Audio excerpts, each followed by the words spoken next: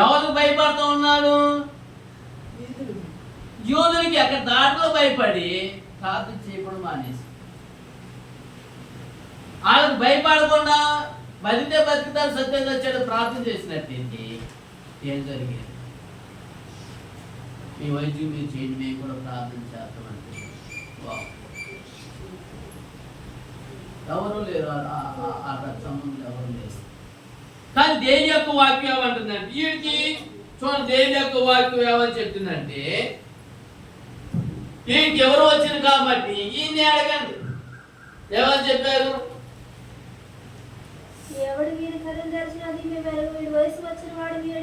వారి తల్లిదండ్రులు యూదులకు భయపడి ఇలాగనా చెప్పి, అందుకు ఆయన ఎందుకనగా యేసు క్రీస్తు అని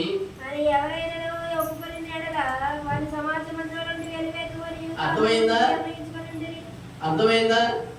యేసు క్రీస్తు వారి ప్రభు అని ఒప్పుకుంటే కనుక వాళ్ళు తీసుకెళ్ళి పెళ్ళేస్తారండి. పెళ్ళేస్తాం అంటే ఏంటి?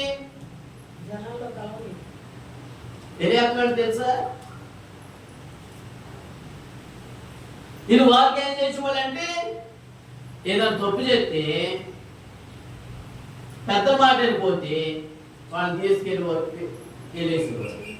అంటే మాలో నువ్వు కలవద్దు, నువ్వు మాలో కలవద్దు అని చేసేసి అలా ఏం చేసేవాళ్ళంటే పక్క తీసుకెళ్ళి వెళ్ళేసేవాడు.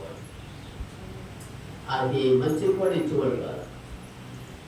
వాళ్ళతో మాట్లాడితే కనుక 200, 500 జమ చేసేవాడు. ఊరు మొత్తం వాళ్ళని ఏకాగ్రత చేసేవాడు. ఇప్పుడు అలాంటిది ఏమి చెప్పండి? ఇప్పుడు అలాంటిది ఏమి లేదు. వాళ్ళే లేకపోతే నేనే వాళ్ళని వేసివేను అంటారు. ఏమంటారు? ఆ మాట వాళ్ళే లేకపోతే నేనే వాళ్ళని ఎలివేసానంట. అందుకోసమే యూదులు భయపడిపోయి ఎవరు కాలే యేసుక్రీస్తు వారు ప్రభు అని చెప్తారు. భయపడిపోయి ఎవరు కాలే మేము మాకు తెలియదు కన్న తల్లిదండ్రులు అన్నారు. ఏమన్నారు? ఈయనకి ఎవరు వచ్చింది కాబట్టి ఈయన అడగండి అని. చూడండి దేవుని యొక్క వాక్యం అంటుంది. అందుకోసం 23 వస్తుంది. మీకు ఎందుకు ఆ వాక్యం చూపించానంటే 23 వస్తుంది చదువుకుందాం. కావున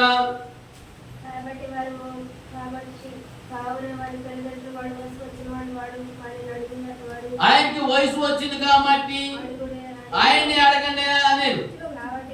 కాబట్టి వారు పుట్టువారి నుండి మనుషులు 2వ మారు వారిని పిలిపించి దేవుని మహిమపరచాలి. అర్థమైందా? దేవుడు మహిమపరిస్తే కనుక ప్రతి సంవత్సరాన్ని వాడు ఎక్కిపోతాడు. దేవుని మనం ఎప్పుడు పక్కన పెడతాము, ప్రతి సంవత్సరాన్ని మన ఎక్కిపోతాయి అంటారు. ముందు ఏమేమి పెట్టాలి అంటే,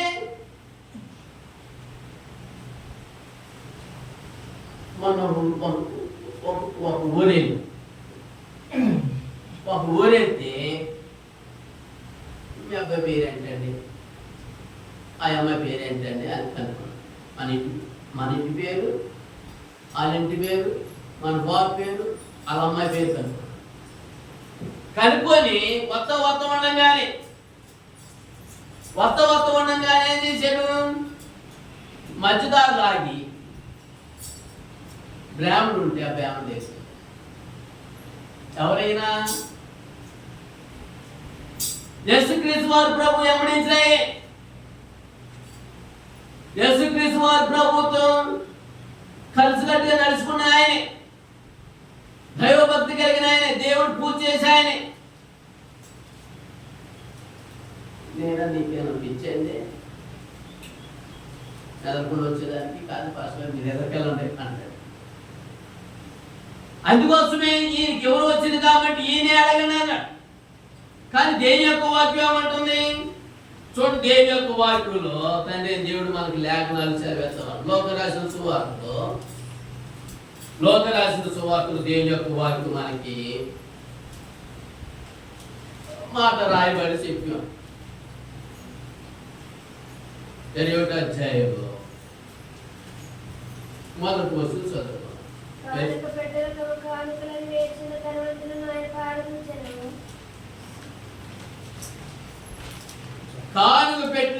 తన కానుకలను వేస్తున్న ధనవంతుని పారదూశాను.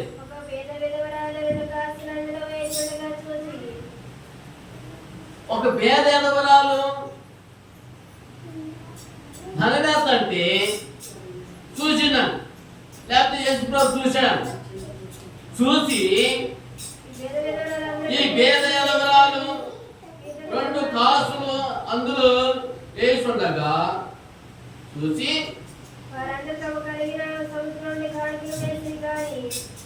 అర్థమైందా? వారందరూ కలిగిన దాంట్లో నుంచి కానుకలు వేశారు, కానీ ఏమైతే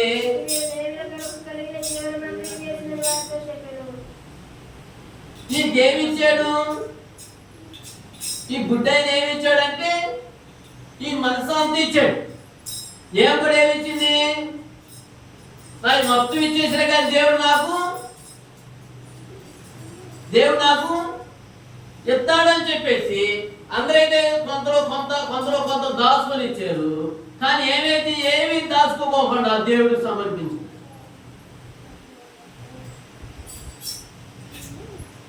కొందరు సందర్శించు లేస్తారు, కొందరు బైబిల్ లేస్తారు. కానీ దేని యొక్క ఎక్కడేసినా ప్రాముఖ్యం కాదు, కానీ ప్రభువుకి ఏం కావాలి అంటే సంపూర్ణమైన హృదయం దేవుడికి కానుకలుగా అర్పించాలి. దేనికి మీకు కానుకలుగా అర్పించాలి అని దేని యొక్క లేఖనాలు చెప్తున్నాయి. చూడండి, యోహాను రాసిన సువార్తలోనే లేకపోతే లోక రాసిన సువార్తలో దేని యొక్క వాక్యం ఏమంటుందంటే 23వ అధ్యాయం 8వ వచనం చదువుతాం. 23వ అధ్యాయం 8వ వచనం ఏమని అంటున్నారు?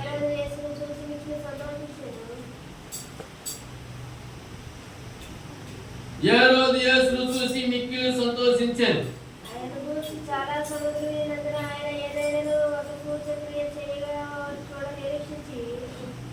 ఏం చూశాడు ఈయన? ఒక సూచక్రియ చూస్తూ నిరీక్షించినప్పుడు ఏ సూచక్రియ చేశాడు? అంతటా వారందరూ లేచి పిలాతు యొద్దకు తీసుకొని పోయి యేసుక్రీస్తు వారి ప్రభువుని అప్పగించేస్తాడు. దేనికి అప్పగించేస్తాకి సంసిద్ధంగా ఉన్నాడు అని దేని యొక్క వాక్యం అంటుంది. చూడు, దేని యొక్క వాక్యాలు మనకి లేఖలు చెప్తున్నాయి. హేరోదు యేసు చూసి మిక్కిలి సంతోషించాడు. ఆయన కూర్చున్న చాలా సమాచారము సంగతులు ఆయన ఏదైనా ఒక సూచక్రియ చేయగా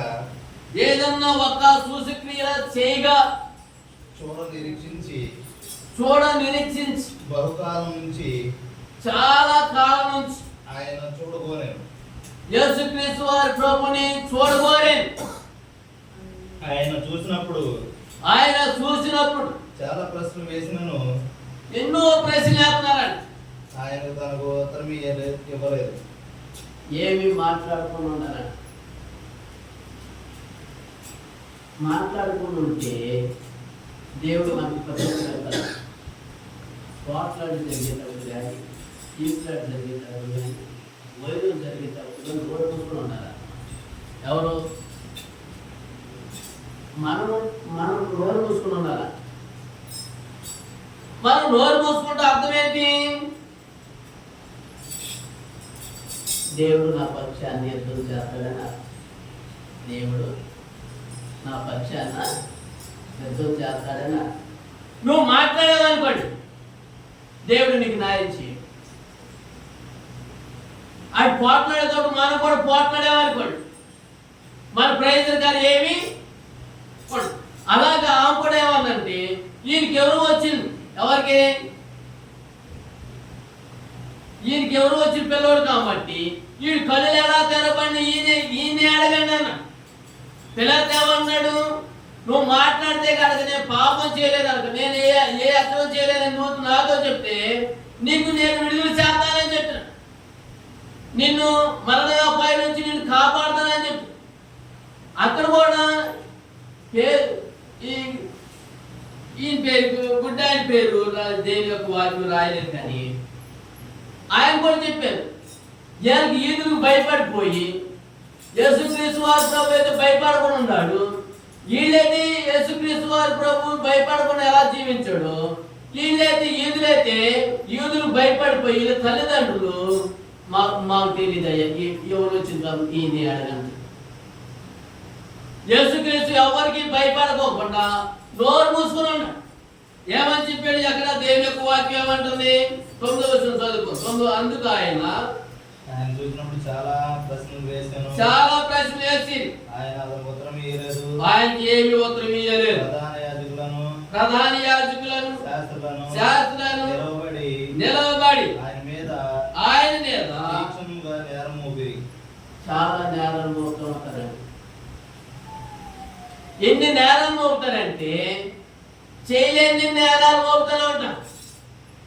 చిన్న కాడ నుంచి పెద్దల వారు ఎన్ని నేరాలు మోపారంటే ఆ పాపం ఆ దోషం మా మీద వేయండి అన్నారు. ఎవరు? అక్కడున్న ప్రజలు, అక్కడున్న పెద్దలు ఆ దోషం అంతా మా మీద వేయండి, మా పిల్లల మీద వేయండి అని చెప్తున్నారు. ఎందుకని మా పిల్లల మీద వేయాలని చెప్తున్నారంటే 10వ వచనంలోకి వచ్చిన దేవుని యొక్క వాక్యం ఏమంటుందంటే ప్రధాన యాజకులను 12వ వచనం చదువుకో. అంతకు ముందు ఏ రోజును పిలాతు అప్పుడు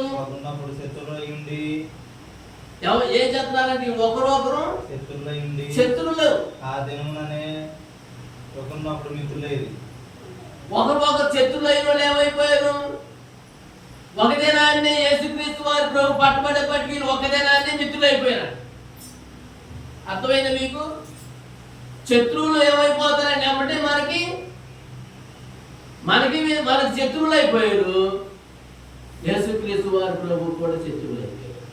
ఒకదేనాన్ని అంతకేత వాళ్ళిద్దరికి పచ్చగడ్డ అయితే మండేదాన్ని. ఎవరిద్దరికి? పిలాతు గారు గాను ఏ రోజు రాస్తారు పడేది కదా. నువ్వు గొప్ప అంటే నువ్వు గొప్ప అనుకునేవాడు, నువ్వు యుద్ధం అంటే నేను యుద్ధానికి సిద్ధమనేవాడు. అలాంటి వాళ్ళు ఇద్దరు ఏకమైపోయారు. ఎందుకు ఏకమైపోయారు? యేసుక్రీస్తు వారి ప్రభువుని సంహరించాలని ఏకమైపోయారు. యేసుక్రీస్తు వారిని సిలువ వేయాలని సిద్ధమైపోయారు.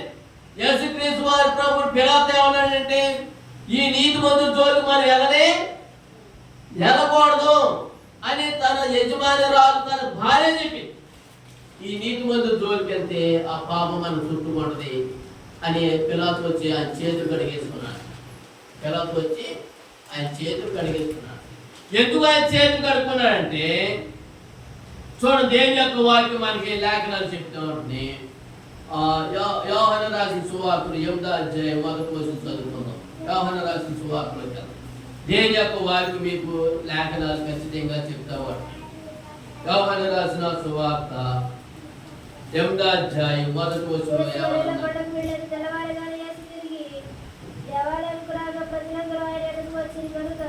యేసు ఒలివ కొండకు వెళ్ళగానే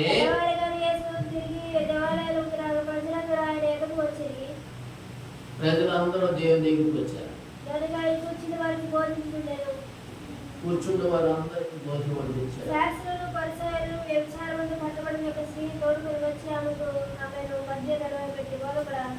ఈ స్త్రీ వ్యభిచారం చేయుటగా పట్టబడెను. అట్టి వారి రాణులు ఈ చెప్పవలె ధర్మశాస్త్రం మోషే మనకు ఆజ్ఞాపించింది కదా, ఆయనను నీవేమి చేస్తున్నావని ఆయన అడిగి. గమనించండి, ఒక అమ్మాయి పట్టబడిందని, ఒక అమ్మాయి పట్టబడిందని. పట్టబడేపటికి వీళ్ళు ఏమంటారంటే ధర్మశాస్త్ర ప్రకారం ఏమైనా రాళ్ళు వేసి కొట్టి సంపాలి అన్నారు. ఇద్దరు పట్టబడతారు, ఒక పట్టబడతారా? ఇద్దరు కూడా పట్టబడాలి. కానీ మొగాయిని వదిలేసి ఆడవం తీసుకొచ్చి ఏమన్నారు వీళ్ళు? మోసే ధర్మశాస్త్రం ప్రకారము ఏమని రాళ్ళు వేసి పట్టాలి కదా, లేకపోతే చంపాలి కదా అన్నారు. యేసుక్రీస్తు వారి ప్రభు ఏమన్నా చూడండి, దేవుని యొక్క వాక్యం 3వ వచనంలోకి వచ్చినాక అంటున్నారు, శాస్త్రులను పరిసయ్యులు వ్యభిచారం చేస్తుండగా బోధకుడా, ఈ స్త్రీ వ్యభిచారం చేస్తుండగా పట్టబడి అతి వారి రాళ్ళు ఈ సంభవాలను ధర్మశాస్త్రం మోసి మనకు ఆహ్లాదించింది కదా. ఆయనను నువ్వేమి చెప్తున్నావు అని ఆయన అడిగి, ఆయన వేరే నేరం మొక్కులని ఆయన బోధించుతూ ఆయన ఇలాగను అడిగి, యేసు వంగి నేల మీద రేళ్ళతో ఏవో రాయిచుండెను. వారు ఆయన పట్టుకోదలకు అడుగుతుండగా ఆయన తల ఎత్తి చూసి, మీరా పాపం లేని వాడు మొట్టమొదట ఆమె మీద రాయి వేయుని వారితో చెప్పి మరలా వంగి నేల మీద రాయిచుండెను. వారు ఆ మాట విని పెద్దవారు మొదలుకొని చిన్నవారి వరకు ఒకరి వెంట ఒకరు బయటకు వెళ్ళి యేసు అక్కడే మిగిలి ఉండెను. ఆ స్త్రీ మధ్యలో నిలవబడి ఉండెను. యేసు తల ఎత్తి చూసి, అమ్మ, వారు ఎక్కడ ఉన్నారు? ఎవరు నీకు శిక్ష విధింపలేదా అని అడిగినప్పుడు ఆమె లేదు ప్రభువా అనెను. అందుకు యేసు, నేను నీకు శిక్ష విధింపను, నీవు వెళ్ళి కొంత పాపము చేయకుందని ఆమెతో చెప్పాను. అర్థమైందా? వెనక తట్టుకు ఎన్నాడు కూడా చూడకాకు అని చెప్పి ఈయన కూడా అదే చెప్పాడు. ఎవరికి? గుడ్డాయన కూడా అదే చెప్పాడు. నువ్వు ఎన్నాడు తొట్టుకి ఎన్నాడు కూడా మళ్ళీ వెనక తట్టు నువ్వు చూడకాకు అని చెప్పి ఏం కూడా అదే చెప్పాడు. పిలాతు కూడా ఏమని చెప్తున్నారు? శత్రువులుగా ఉన్న వాళ్ళు ఇద్దరు మిత్రులు అయిపోయారు. ఎందుకు మిత్రులు అయ్యారు? యేసుక్రీస్తు వారి ప్రభుని సంహరించాలి అని. కానీ ఇక్కడ కూడా ఈ స్త్రీని సంహరించాలని ఉద్దేశించి మోషే ధర్మశాస్త్రం ప్రకారం రాళ్ళు వేసేవని సాగుపట్టారు కదా అన్నారు. యేసు ప్రభు వారు ఏమన్నాడు? మీలో పాపం చేయని వాడేవాడు ఎక్కడి నుంచి? పెద్దల కాడి నుంచి చిన్నపిల్లవాడు అందరూ పాపం చేస్తున్నాడు. అందరూ పాపం చేస్తున్నాడు. పాపం చేయకుండా ఉన్న మనుషుడు జన్మం పుట్టలేదని తల్లి గర్భంలో మనం పిండంగా ఉన్నప్పుడే పాపలో పుట్టి పాపలో పెరిగిన వారు. మన ఏ సంతానం సంబంధించిన వారు? అర్థమైందా? సర్పసంతానికి పుట్టినవారు, సర్పసంతానికి జన్మించిన వారు. సర్పసంతానికి ఎందుకు జన్మించామంటే సర్ప మాటలు విన్నాం. ఎప్పుడైనా సర్ప మాటలు ఎప్పుడైనా సర్ప మాటలు ఎప్పుడైనాము? ఏదేని తోటలో మీరు సావరు అని చెప్పి మీరు దేవదూతలాగా అయిపోతారు. దేవుడు సింహాసనం మీద కూర్చుంటానే దేవుడు మిమ్మల్ని తిరగకుండా చేశాడని చెప్పి. ఇది నిజమేనా? ఎవరు? అవగారు ఆదం గారికి అవగారు తిని మళ్ళీ ఆమెతో పాటు ఆయన కూడా తీసుకొచ్చిందా? వీళ్ళిద్దరు తినేపటికి కనులు అర్థమైందా? గుడ్డు కనులు తెరవబడి అంటాడు. ఎలాంటి కనులు? అందుకేతో చూస్తలేదా వీళ్ళు? గ్రంథంలో ఏమనుందంటే వీళ్ళ కళ్ళు తెరవబడినవి అని. అందుకేతో కూడా చూసేవారు, అందుకేతో కూడా రోజు పండు దగ్గరికి వెళ్ళి చూస్తూనే ఉండాలి. అలాగా ఈ స్త్రీ కూడా ఏమంటుందంటే యేసుక్రీస్తు వారి ప్రభు ఈ స్త్రీ కూడా చెప్పాడు, ఇక మీద ఎన్నాడు కూడా నువ్వు పాపం చేయబాకు, పాపం చేసేవా నిశ్చయంగా చచ్చిపోతావు. అవ్వాలో కూడా చేసి ఈ కొద్ది దినాన్ని నువ్వు నిశ్చయంగా సస్తావు అని చెప్పి ఆ గుడ్డాయన కూడా చెప్పాడు. ఏమని చెప్పాడు గుడ్డాయన? చూడండి, దేవుని యొక్క వాక్యం మళ్ళీ ఈ గ్రంథంలో మీకు ఆ వాక్యం చేపించి మొట్టమొదటి చదువుకున్న వాక్యంలో కొద్ది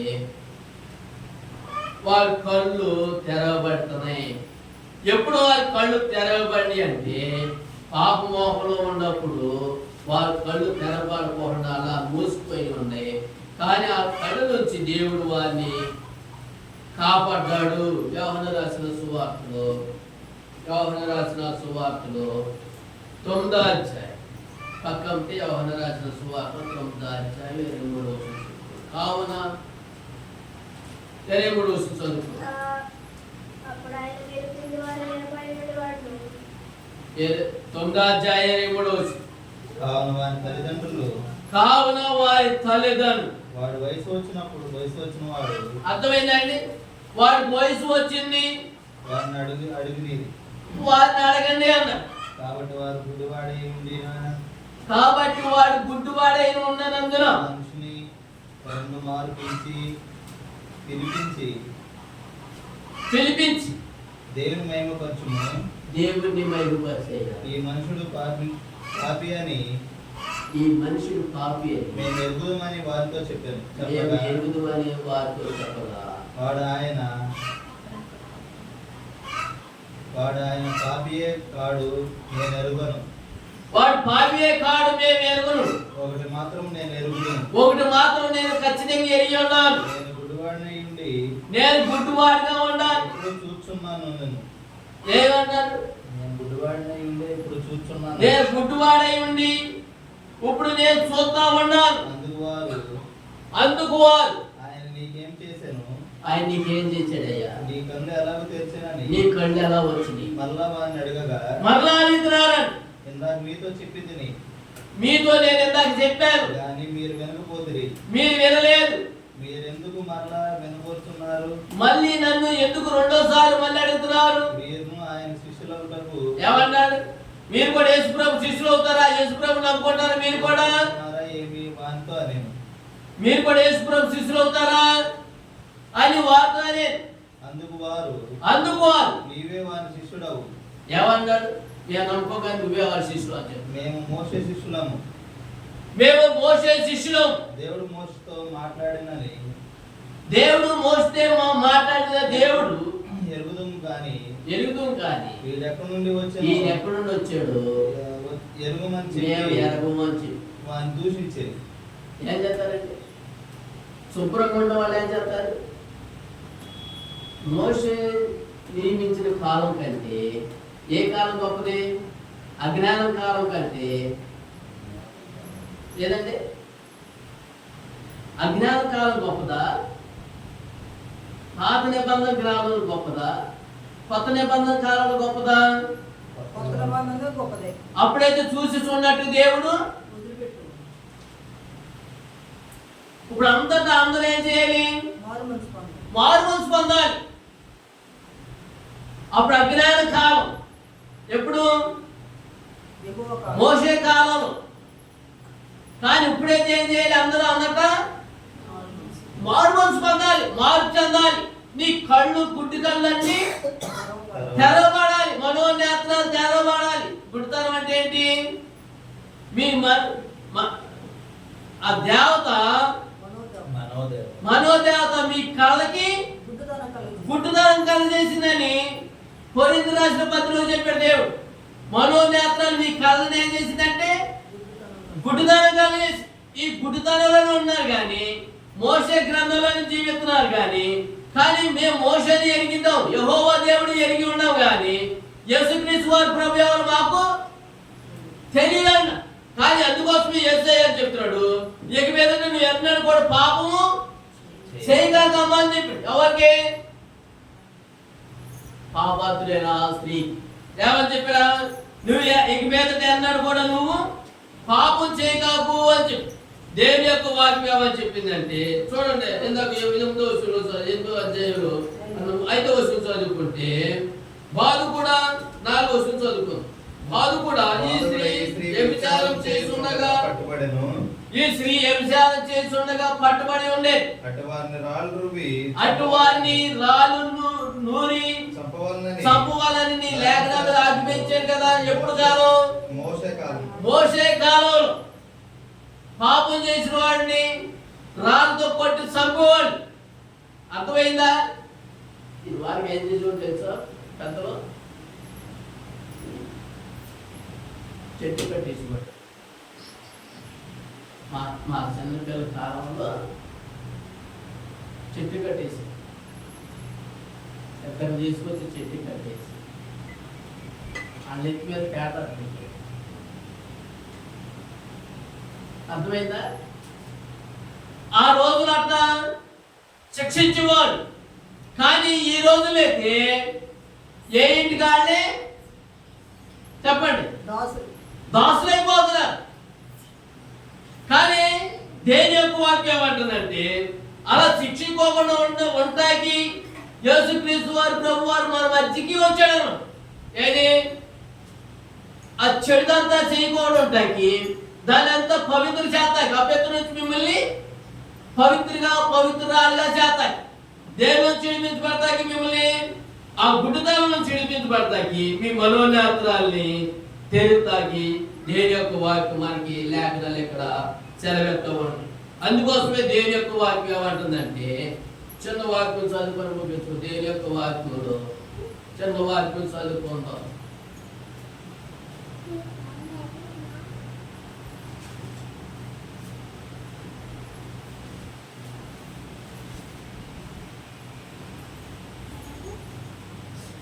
పదిహేను అధ్యాయం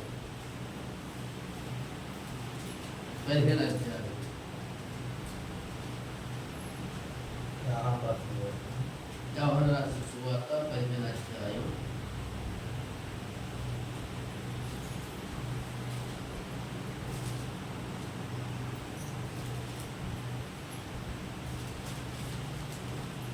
13వ వచనం. తన స్నేహితుల కొరకు తన ప్రాణము పెట్టువాని కంటే అర్థమైందా? తన స్నేహితుల కొరకు ప్రాణం పెట్టువారి కంటే ఎక్కువైన ప్రేమ గలవాడు ఎవడు లేడు. స్నేహితుల కొరకు ప్రాణం పెట్టేవాడు ఎక్కువ కలిగిన వాడు ఎవరు కూడా లేడు. తర్వాత దేవుని యొక్క వాక్యం అంటుంది పెట్టువాడు నాకంటే ఎక్కువ వాడైనను లేడు. ఎక్కువైన ప్రేమ గలవాడు ఎవడు లేడు. ఎక్కువ ప్రేమ గలవాడు ఎవడను లేడు. నేను మీకు ఆజ్ఞాపించిన వాటిని నేను మీకు ఆజ్ఞాపించిన వాటన్నిటిని చేసిన ఎడల మీరు నా స్నేహితులై ఉందురు. ఏమంటారు? మీరు నా స్నేహితులుగా ఉంటారు. ఆయన ఆజ్ఞాపించిన మాటికి లోబడితే కనుక మనం ఏమవుతాం? ఆయనకి స్నేహితులు అవుతాం, ప్రాణ స్నేహితులు అవుతాం. ఏమని చెప్పాడు? నేను నిజమైన ద్రాక్షవల్లిని. నేను నిజమైన ద్రాక్షవల్లిని కాబట్టి మీరు నిజమైన తీగలాగా ఉండాలండి. ఎలా ఉండాలి? నేను నిజమైన మొదటి వచనం, నేను నిజమైన ద్రాక్షవల్లిని. 15వ అధ్యాయం మొదటి వచనం, నేను నిజమైన ద్రాక్షవల్లిని, నా తండ్రి వ్యవసాయకుడు. నాలో ఫలింపని ప్రతి తీగను ఆయన తీసి పారవేయును. అర్థమైందండి? మరి ఎవరు నాటబడి ఉండాలి? దేవుడు. భయపడిపో. దేవుడు అని చెప్తాను మనకి ఎక్కడ చూసినా యేసు ప్రభు అని చెప్తే చిత్రం చూపెడుతున్నారు. వస్తున్నారా? టీవీలు కానీ సెలవు కానీ ఎక్కడ చూసినా కానీ ఒకసారి వెళ్తే ఫలానా దేవుడు తరువు, ఆయన పేరు తరువు అని మేము సాధారణ మేము తరము అంటారు. కానీ దేని యొక్క వాక్యం ఏమంటుంది? మీ కనులు తెరవబడాలంటే ఏం చేయాలి? నిజమైన దేవుణ్ణి ఎదగాలి. ఎలా ఎదగాలి? నేను నిజమైన ద్రాక్షవల్లిని, నా తండ్రి వ్యవసాయకుడు, నాలో ఫలింపని ప్రతి తీగను ఆయన తీసి పారవేయును. అర్థమైందా? ఫలించు ప్రతి తీగ మరి ఎక్కువగా ఫలింపనని. మీరు ఫలించాలంటే నా మాట వినాలి. మీకు ఫలితాలు అవసరం లేదనుకో అనుకోండి, మీ ఇష్టం వచ్చిన పని చేసుకోండి. నేను ఫలించే తీగలాగా మీకు కూడా ఫలితాలు వచ్చే తీగలాగా ఉండాలంటే మీలో నేను నాటుబడి ఉండాలి, నాలో మీరు కూడా నాటుబడి ఉండాలి. నేను నిజమైన ద్రాక్షవల్లిని, నా తండ్రి వ్యవసాయకుడు, నాలో ఫలింపని ప్రతి తీగను తీసి పారవేయు. ఫలించే ప్రతి తీగ మరి ఎక్కువ ఫలింపదని దానిలో పనికిరాని తీసివేయును. దేవుడు దాన్ని తీసివేస్తాడు. నేను మీతో చెప్పిన మాటలన్నీ మీరు ఎప్పుడు పవిత్రులై ఉన్నారు. ఈ తీగ ఆ తట్టు పెరుగుతూ ఉంటాడు. ఏ తీగ? నిర్దాక్షకాయలు కాసిన తీగ ఆ పక్కగా పెరుగుతూ ఉంటాడు. ఆ పక్క పెరిగినప్పుడు అతను ఈ కొమ్మ అతనికి వెళ్ళిందండి, అతను దొడ్లకి వెళ్ళిందండి. వండేస్తారండి, వండేస్తారు ఆ తీగని. ఎందుకు పనికి మా తెగికి వచ్చావు, అబ్బాయి మీ తీగ నన్ను మలుచుకుంటావు, నన్ను కట్ చేయమంటావా అంటారు. ఏమంటారు?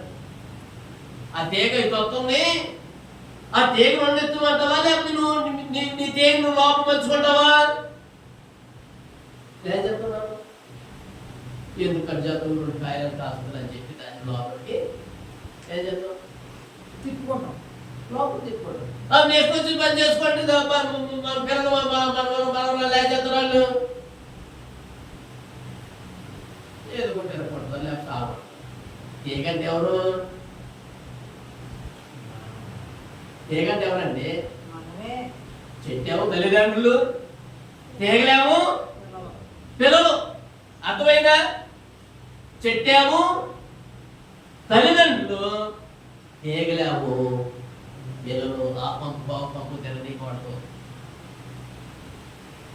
ఏదో పని చేసుకోవాలి, మెదకుండా వచ్చి ఇంట్లో కామ్గా. అందుకోసం దేవుని యొక్క వాక్యం ఏమంటుంది, నేను నిజమైన ద్రాక్షవల్లిని, నా తండ్రి వ్యవసాయకుడు, నాలో ఫలింపని ప్రతి తీగను ఆయన తీసి పారవేయను, ఫలించి ప్రతి తీగను మరి ఎక్కువగా ఫలింపులని దానిలో పనికిరాని తీగను తీసివేయను. అర్థమైందండి? మన తీగలు చక్కగా పొట్టు చేసుకుని చక్కగా ఎదుగుతుంది, తక్కువ పెట్టుకున్నాం, ఆ చెట్టు పెంచుకుంటున్నాం. ఆ చెట్టు చక్కగా పొట్టుగా పెంచుకుంటాం అంటే ఎంత చూడబోతుంటే అటు అటు అటు అటు వదిలేసాం అనుకో, వచ్చి వాళ్ళు పోయేవాడు దాన్ని అటు ఉంచుకుంటారు. ఏం చేస్తారు? వచ్చి వాళ్ళు పోయేవాడు దాన్ని ఏం చేస్తారు? అట్లాగే దేవుని యొక్క వాక్యం అంటుంది, మీరు కళ్ళు తెరవబడాలి అంటే ఈయనకి ఎవరు వచ్చింది కాబట్టి ఈయన అడగండి. ఏమని చెప్పాను? ఈయన అడగండి అని చెప్పబట్టి నువ్వు ఎక్కువగా ఎన్నడూ కూడా పాపం చేయగా అలాగే మీరు మంచిగా ఫలింపాలి అంటే దేవుని యొక్క వాక్యం. నేను మీతో చెప్పినది ఏమనగా 3వ వచనం దేవుని యొక్క వాక్యం, నేను మీతో చెప్పిన మాటను బట్టి మీ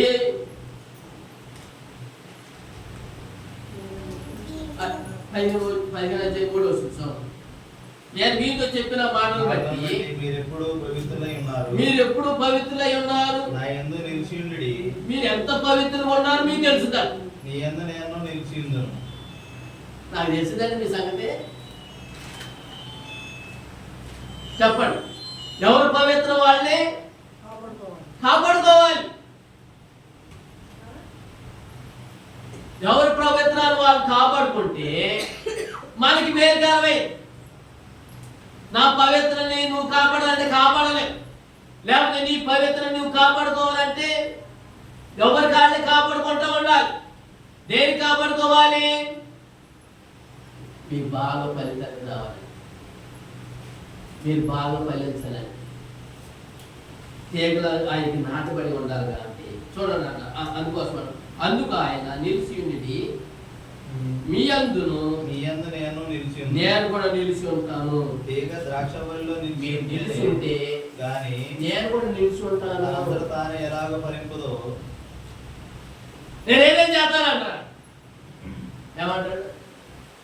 నేనేమేం చేస్తానంట. చేస్తావు దాని ఫలితం రాకపోతే ఏమవుతుంది? వ్యాపారం చేస్తావు దాని ఫలితం రాకపోతే, వ్యవసాయం చేస్తావు దాని ఫలితం రాకపోతే, అదని ఇదని చేస్తాం దాని ఫలితం రాకపోతే, చేసేదంతా ఏమైపోతండి? చెప్పండి. చేసేదంతా విఫలమే, సఫలం అవ్వదు. దేవుడిని చేసేవనుకో దేవుడే తెలుసా.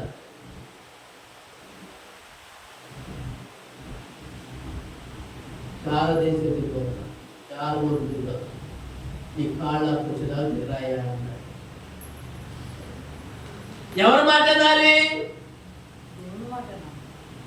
దేవుడి మాట. అందుకోసమే పరిచయ మాట అనకూడదు, సర్దిగారి మాట అనకూడదు. దేవుడు ఎవరి మాట అనాలి అంటే వీడికి ఎవరు వచ్చింది కానీ నేను వయసు వచ్చింది కాబట్టి ఈయన మాట ఏనండి అని చెప్పినాక అంటున్నాడు. ఆ తీగ ద్రాక్షవల్లి నేను, తీగలు మీరే ఉన్నారు. తనంతా తానే నిలిచి ఏది ఉండదు కానీ అందుకోసమే దేవుడు 5వ వచనం ద్రాక్షవల్లిని నేను, తీగలు మీరమ్మా. ఎవరు నా యందు నిలిచి ఉండునో ద్రాక్షవల్లి నేను, మీరేంటి తీగలు. మా అబ్బాయి పెద్దోడయ్యేదిగా, మా అబ్బాయి పెద్దదయ్యేదిగా, తలవ రూపాయలు తెచ్చుకుంటూ బతికిపోవచ్చులే అనుకుంటున్నాను. తలవ రూపాయలు తెచ్చుకుంటే బతికిపోవచ్చులే అనుకుంటున్నాను. వచ్చినట్టుగానే అయిపోతామంట. వచ్చినట్టుగానే ఎటొస్తామంటే ఎటు వెళ్ళిపోతే ఎవరికి.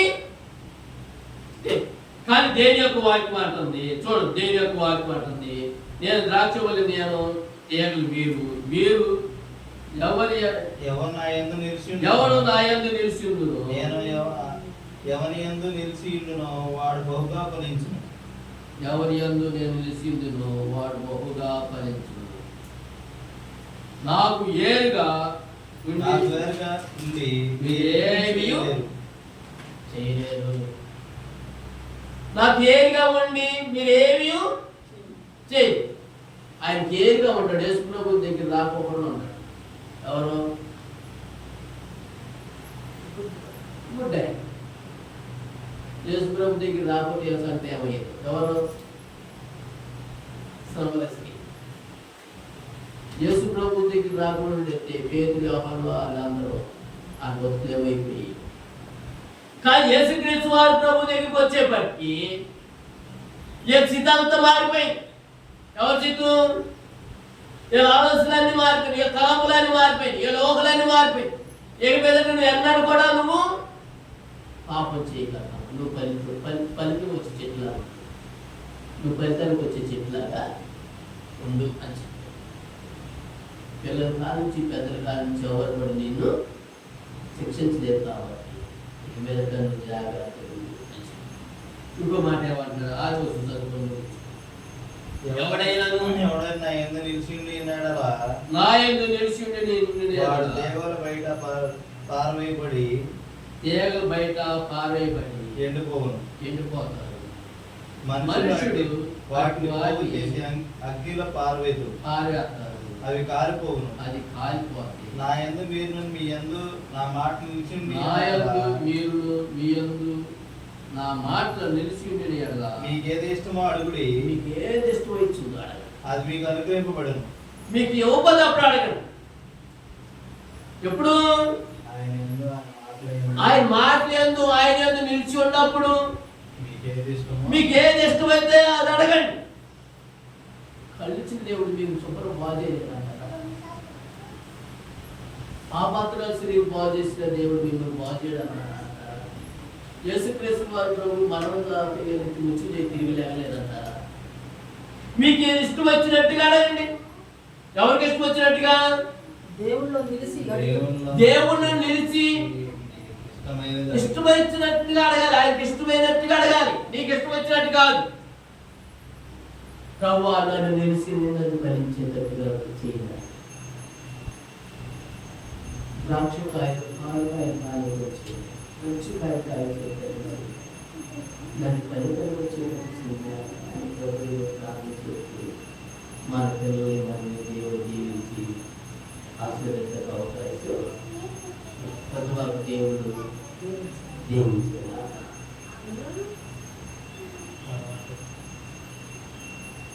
ప్రేమనామమైన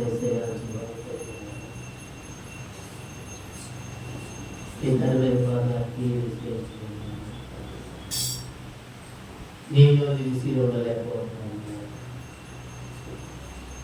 గుడ్డివాడి కళ్ళు తెచ్చినట్టుగా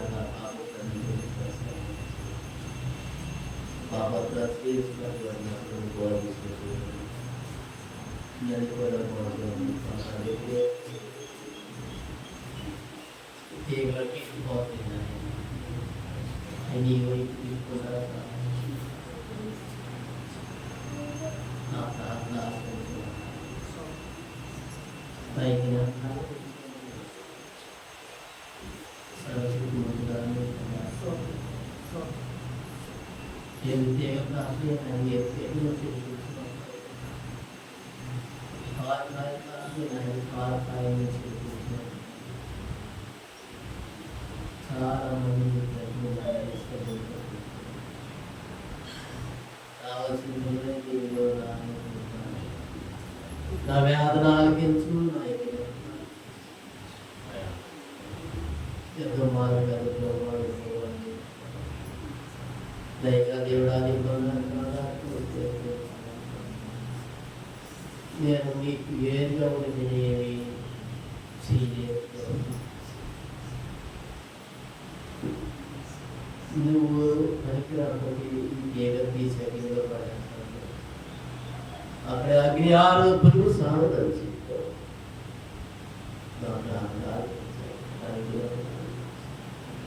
వారు వచ్చేటందరికీ అవసరాన్ని నేను నువ్వే నా దేవుడు,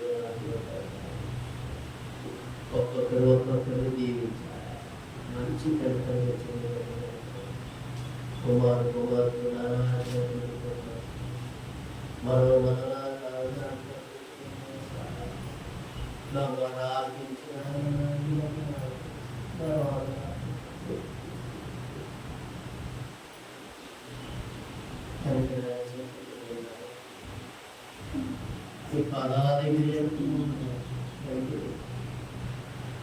ఎంతో మందిని బాధిస్తున్నారు, సృష్టి రోజులు బాధిస్తున్నారు, నలుగురు బాధిస్తున్నారు, వాడిని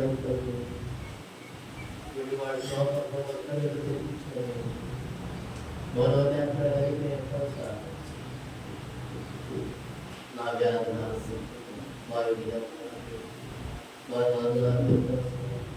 నిన్నులను ఇప్పుడు ఆయన సన్నిధి 5 రోజుల నుంచి వెళ్ళినప్పుడంటే వేసి నీ పెద్ద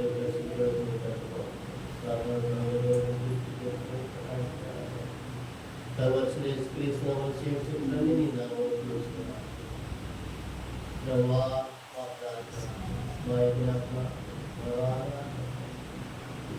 ఐదు రొట్టెల నుంచి అప్పుడు 5,000 రెండేళ్ళకప్పుడు అండి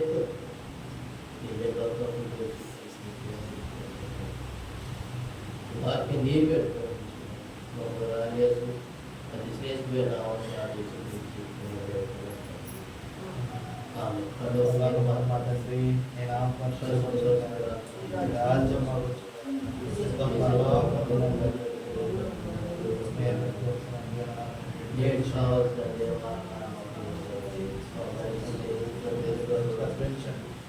ఎందుకంటే రాజ్యము బలము నిరంతరం అదే దేవుడు ప్రేమ